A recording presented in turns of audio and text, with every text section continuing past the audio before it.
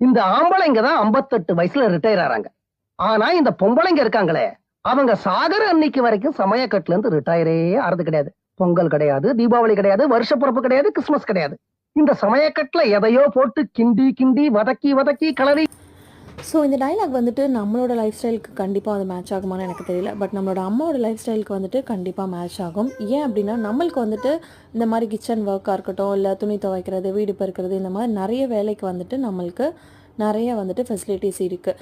ஏதாவது வச்சு நம்ம வந்துட்டு பண்ணிக்கலாம், இல்லை கொஞ்சம் ரெஸ்ட் எடுத்துக்கலாம். பட் வந்துட்டு நம்மளோட அம்மாவோட லைஃப் ஸ்டைலில் இது எதுவுமே இருந்திருக்காது.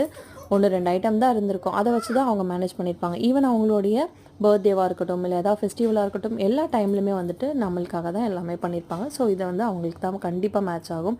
இன்றைக்கி நைட் டின்னருக்கு வந்துட்டு தோசையும் கார சட்னியும் தான் செஞ்சுருந்தேன். நான் அதை செஞ்சு முடிக்கிறதுக்குள்ளே எழில் வந்துட்டு என் பின்னாடியே சுற்றிட்டு இருந்தான். ஸோ அவனை சமாதானப்படுத்தி உட்கார வச்சுட்டு அவனுக்கு வந்து நைட் தோசை ஊற்றி கொடுத்து தூங்க வச்சாச்சு.